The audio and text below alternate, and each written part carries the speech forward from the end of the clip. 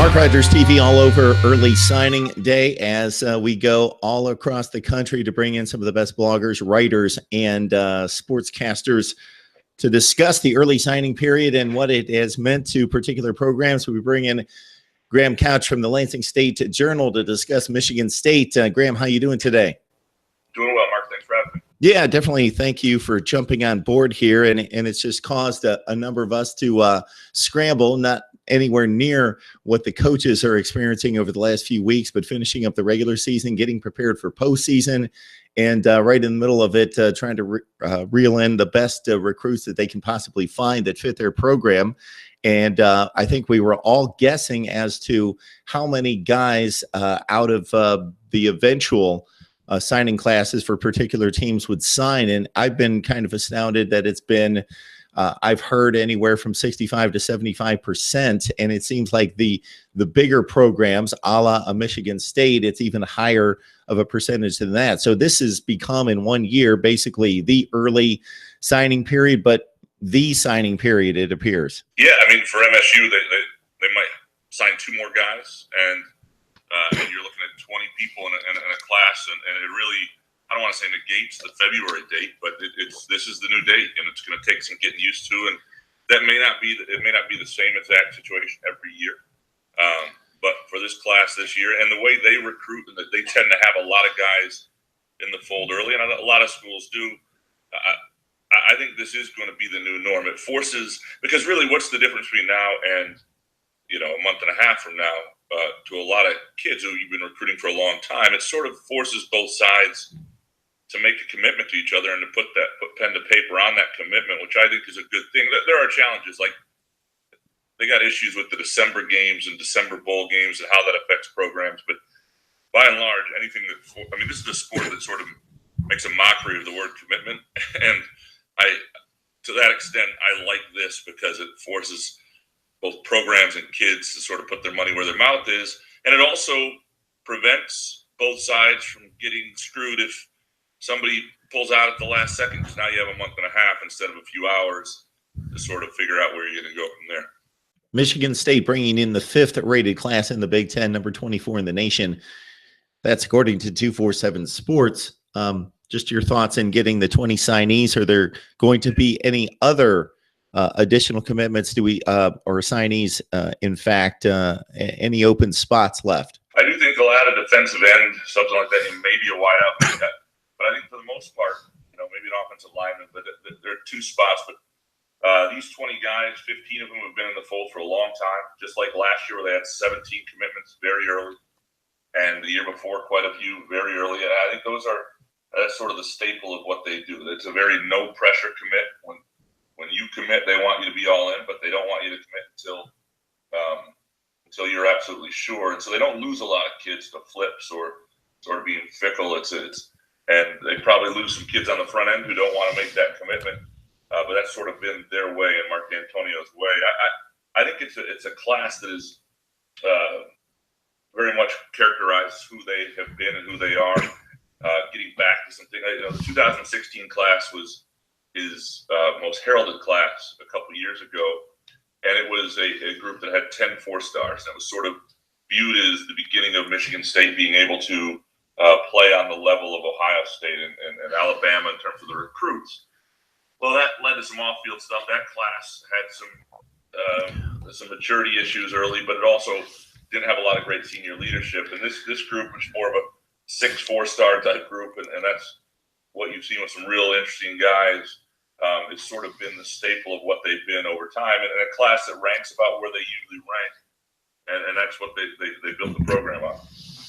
Graham, it appears to be on the surface a typical Michigan State class in regards to geography, very heavy in the state of Michigan, also with Ohio, and then plucking a few players from Georgia. So that seems to be the formula. Yeah, well, Ohio, if you look at the number of D1 prospects, high major D1 prospects in Ohio versus Michigan, Ohio is a much better state. And this year, especially, they're very heavy Ohio. It really is. And that's D'Antonio and his staff. D'Antonio was at Ohio State for a while, then they were together at Cincinnati as a staff. A lot of roots there, a lot of guys with connections there. That's a state that they go after very heavy, and they got some good prospects. They got another brother tandem. They got actually two brothers. Well, they got a third brother joining the program, and Michael Dowell, whose older two brothers are already starters. And then you got a brother tandem from Lewis Center and the Slade brothers. So I mean, they are they go back into Ohio time and time again. A lot of guys from the same high school you see in this class, or high schools you've seen come up in previous years, and I mean, those are the relationships that they've sort of built. The one thing Michigan State has going that a lot of schools don't is continuity. I mean, a lot of this staff has been together for years and years and years, and they walk into the same high schools. I was talking to the coach, Archbishop Moeller in Cincinnati. He's been seeing the same assistant coach in his high school every time for a decade, and that makes a big difference.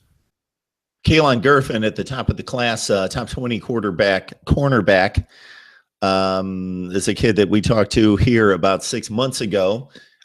Any particular players that stand out to you based on what you've heard, what you've read, the research that you've done, what you've seen on tape that highlight the class? Well, Kalon Gerfen is obviously important for a couple reasons. One, he's a corner, and they've got a really nice young backfield already with Justin Lane and Josiah Scott. And, when you look at the pedigree of the guys coming in, along with Xavier Henderson, another four-star defensive back, that has the makings of a really, really good situation in the defensive backfield for years to come. And that's what they lost a little bit as they went through some struggles defensively. I mean, having great corners, which allowed them to do everything else. And then also, he's from Detroit. And I think that's important because there were a lot of questions. They lost their recruiting guru from Detroit, Curtis Blackwell. They went through a lot of the off-field stuff last year. And the questions were whether they could get Detroit kids. Would there be a backlash from Detroit? And I think the fact that Gervin wanted to be at Michigan State is important. A kid that I think is going to be fun to watch is Ladarius Jefferson, the last commitment they got, a kid out of Muskegon who was originally recruited as a linebacker. Some people saw him as a quarterback even, played quarterback in high school. Michigan State projects him as a running back, 6'2", 215, great feel when he's running. I mean, just a natural runner. And I think he is a guy who will come in and compete early, especially if they lose L.J. Scott for a lot of carries. And he's going to give you a chance to do some interesting stuff with wildcat stuff and other things that maybe you wouldn't do with a normal running back because of his ability to throw the ball. And I think the comparison in a lot of ways was to Troy Smith. That's what Mark D'Antonio made. That's who he was as a quarterback. And obviously they're a little more set at quarterback, and he understood that and wanted to play running back. And so I think he was certainly a guy that stands out in a lot of ways. There's another guy, Trenton Gillison, tight end out of Pickerington, Ohio, who real prototypical guy. I mean, the sort of guy who, what is he, 6'5", I think he's bigger than 220 is what he's listed at here, but he's about 240, can stretch a field, a good receiver, can play inside the point of attack. I think there are a lot of things they like about him. It's a complex position in terms of playing early, but I think he's a guy who you may see on the field. And he and Xavier Henderson were their first two commitments. I mean, Trenton Gillison committed, a four-star kid, on January 29th, 2017. Coming off the 3-9 season, as there was turmoil happening off the field. And he and Xavier Henderson from the same high school, and Xavier Henderson committed in September of the previous year. Those two stuck with this thing the whole way. And I think that they set the tone for this being a really good class before Michigan State had the 9 wins. Graham Couch, sports journalist for the Lansing State Journal, joining us to break down the Michigan State recruiting class, currently ranked 5th in the Big Ten, and just about most of the signees already on the dotted line, heading toward the second signing period. That's now the first week of February, of course. Graham, we addressed the early signing period and how it has affected the coaching staffs and the programs in particular. It's probably divided your time as well. You would be full throttle, almost exclusively bowl prep at this point. So you've had to do double duty as well, I'm guessing.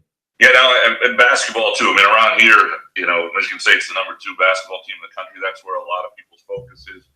And so it's certainly thrown off the calendar, sort of your natural calendar. And I think that's been strange for people. I don't mind it. I like that once January gets going that you got to pay very little attention to football recruiting, really, because you're just adding a couple kids throughout basketball season. I'm curious to see where this goes from here. If this was a success across the board, if there were enough people that were complaining. I know Nick Saban did not like this. He's a guy who, a lot of the SEC schools that have, oversigned or done it differently, but he had some valid concerns and valid reasons too in terms of bowl prep, in terms of coaches being on the road this month as you're trying to prepare your team. I covered a different coach in basketball years ago at Western Michigan. He was very good at he used to tell recruits he would not travel a lot during the season. And what he would tell them is, when you're here, when you are eventually part of this program, you'll have my undivided attention during the year. And I don't like the idea of coaches having to be on the road a ton is the players that are part of the program are preparing for a big game or, in Alabama's case, a really big game. So I do think there are some issues there. I would love to see kids just be able to sign when they commit, frankly. And I know that within 2 weeks of when they commit, or some sort of thing that really puts commitment and pen to paper early, and I think would force evaluations to be more sound and would force kids to really think about what they were doing, with some sort of stipulation that if a head coach left, you could get out of it. But I'm really curious to see if it becomes the norm, and because there are a lot of things I like about it, but I do think there's some programs that are at a disadvantage.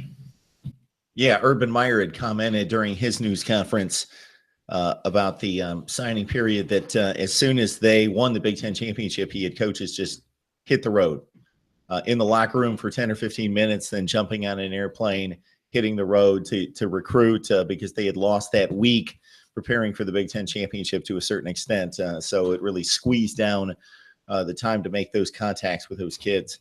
Yeah, no, and Michigan State's coaches talk about the same thing. Had they been in the Big Ten championship game, that's a week that really hurts you, I think, in some cases. Now, if you look at like MSU's class, or depending on the class, Michigan State had, of their 20 kids, 2 of them committed after October 1st. So in theory, the work has been done. If but I understand for some programs, especially if you're going after a lot of 5-star kids, these kids are yet to make the decisions. But really, it was Kellen Gervin on December 2nd and Darius Jefferson on December 9th. Those are the only 2 kids whose decisions came after the season. Everybody else was even before Michigan State beat Michigan this year. So, it was if it's just about, one of the things that's sort of impressive about Michigan State's class is this idea that, I think 32 kids over 2 years now have either committed during or really stuck with Michigan State during what was probably the worst period of Mark D'Antonio's tenure. And it speaks to kids being less fickle than we think. It speaks to relationships. It speaks to, this is really about relationships and kids trusting you more than the latest win you got. And I think in that sense, the December loss of recruiting time shouldn't be, such a detriment. Yeah, it's a great point in regards to building relationships and the kids having a little bit better broad perspective on what they're getting into in regards to the relationships, the coaching staff, the administration, the school atmosphere, the academics, everything involved, and just not okay. That was fun, that recruiting trip, and they won a big game, and wow, the stadium was amped up, and they looked really good on the field, and wow, that was kind of a rush of adrenaline or energy, and I'm really into this scene, and therefore I'm going to make a commitment. And right, because those things aren't really real, are they? Those things are they're fun, they're emotion. It's a blast. But that's not, the college football is a hard sport, and as a true freshman, there can be a lot of lonely moments. And where do you want to spend that time? And I think kids have to look at it from that perspective, and the kids that do wind up lasting in certain programs. Graham Couch joining us. He's the sports journalist at the Lansing State Journal. Please join him right there for Michigan State football and basketball coverage. We appreciate Graham stopping by, definitely, to break down the Michigan State recruiting class. Graham, before we let you go, of course, the Holiday Bowl appears to be one of the more evenly matched games like records and rankings between Michigan State and Washington State. We broke this down, so we would invite anybody watching to go back into the videos and join us for the reviews that we did, the previews for the Michigan State-Washington State matchup.